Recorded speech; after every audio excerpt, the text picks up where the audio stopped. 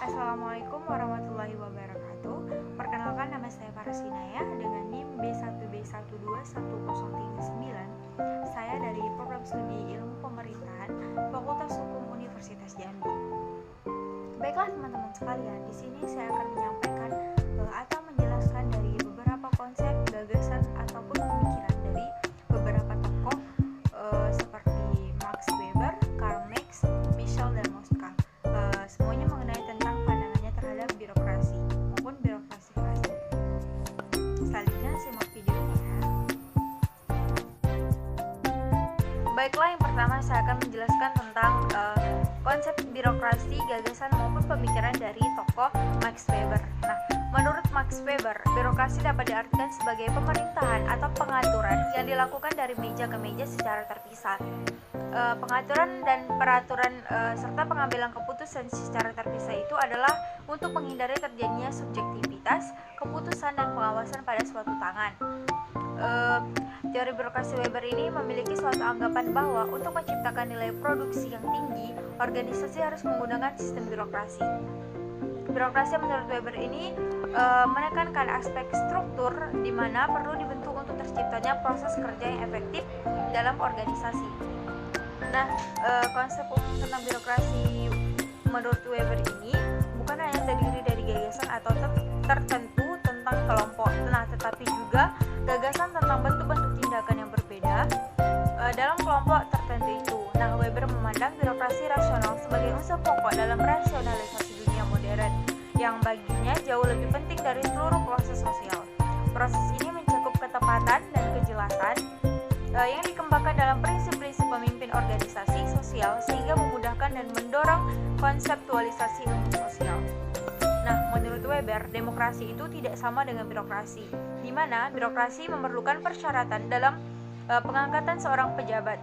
Nah, sedangkan demokrasi mensyaratkan pemilihan seseorang atau pejabat itu oleh orang banyak dan tidak diangkat. Teori birokrasi Weber memiliki suatu anggapan bahwa untuk menciptakan nilai produktivitas yang tinggi, organisasi harus menggunakan sistem birokrasi. Birokrasi menurut Weber ini menekankan aspek struktur di mana perlu dibentuk untuk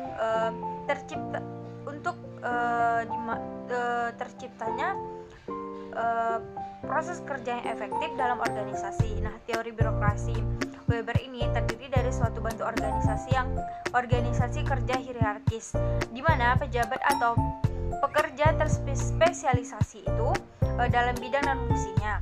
Bagi Weber, birokrasi adalah instrumen yang mendominasi. Selanjutnya, dalam teori tentang birokrasi, Weber ini memunculkan tiga tipe masyarakat menurut karakteristiknya. Nah, yang pertama itu ada masyarakat tradisional, patriarki dan warisannya, misal keluarga. Nah, hal itu yang menonjol. Yang kedua ada karismatik, karakteristik mistik, arbitrer dan personalistik yang menonjol, misalnya partai politik. Dan yang ketiga ada masyarakat yang birokratis, rasional atau legal. Nah, mereka menekankan aturan impersonal dan rasionalitas, misalnya perusahaan besar. Dari situ ia menjelaskan teori tentang birokrasi. Oke, selanjutnya materi yang kedua yaitu tentang konsep birokrasi, gagasan atau pemikiran dari Karl Marx. Nah, Karl Marx justru memandang birokrasi ini sebagai wujud kepentingan partikular yang sangat spesifik. Dapat dikatakan demikian karena menurutnya birokrasi tidaklah mewakili kepentingan umum atau general. Nah, disebutnya kepentingan tersebut adalah kepentingan partikular yang mendominasi kepentingan partikular lainnya.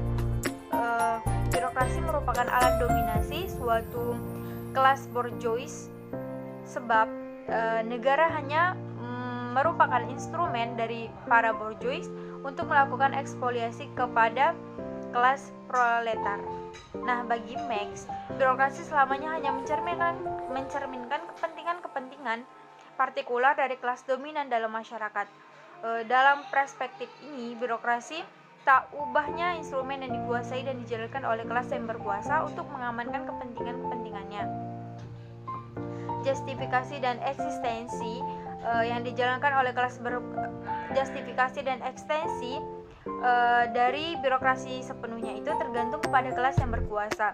Ketika birokrasi mengklaim telah mempresentasikan kepentingan universal masyarakat, nah sesungguhnya ia tak lebih dari selubung ideologis yang berusaha mengaburkan hakikatnya sebagai pelayan dominasi kelas penguasa.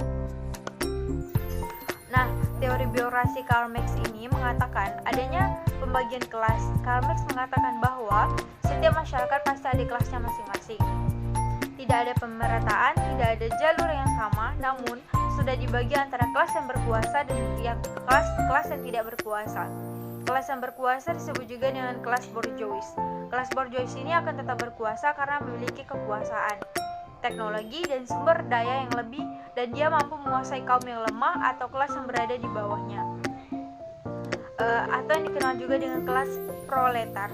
Nah, pembagian kelas seperti ini sangat banyak terjadi di kehidupan sehari-hari.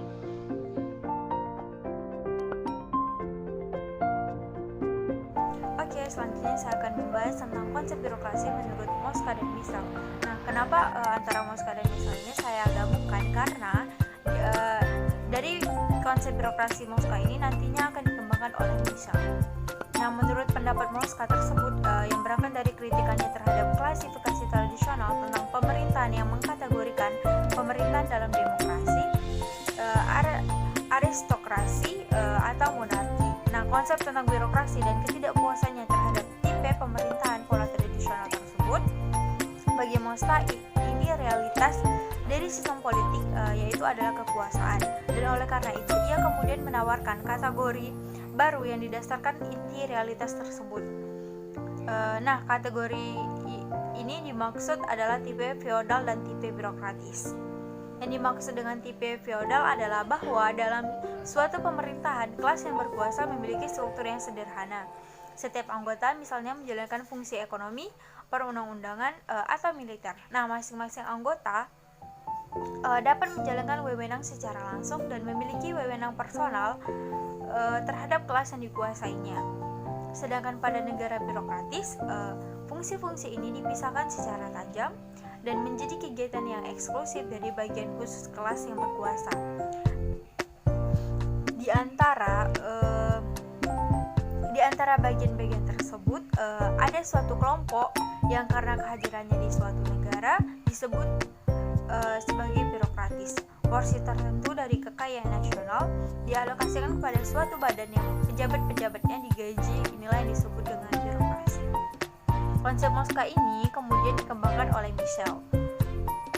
Namun tidak sekedar memperluas tesis Mosca bagi semua organisasi, ia bahkan menetapkan menjadi suatu bentuk yang lebih dermanistik. Ia sepakat dengan Mosca bahwa birokrasi adalah kebutuhan negara modern. Di dalam birokrasi, kelas-kelas yang secara politik dominan akan menjaga kedudukan mereka, sedangkan kelas-kelas menengah tidak terjamin akan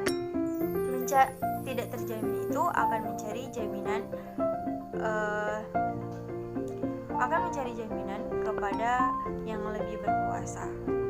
Nah, hal inilah yang patut digarisbawahi adalah bahasan Michel dan Mosca tentang konsep birokrasi sebagai suatu badan bagi pejabat yang digaji juga dapat dilihat sebagai bentuk penolakan atas pemikiran demokratis dan konstitusional. Michel juga menyatakan birokrasi diperlukan demi eksistensi modern dan secara politik mempertahankan kelas dominan, juga untuk stabilitas negara dalam hukum besi oligarki. Nah, dari pembahasan di atas tadi, antara konsep birokrasi Mosca dan Michel ini mempunyai persamaan. Penyederhanaan konsep birokrasi Mosca dan Michel ini merupakan penolakan mereka terhadap struktur pemikiran demokratis konstitusional yang kompleks. Baik, itulah tadi penjelasan dari saya mengenai konsep birokrasi, gagasan maupun pemikiran dari tokoh Max Weber, Karl Marx, Mosca, dan Michel. Semoga bisa dipahami. Terima kasih. Mohon maaf apabila ada kesalahan dan kekurangan dalam penyampaian video ini. Saya akhiri. Wassalamualaikum warahmatullahi wabarakatuh.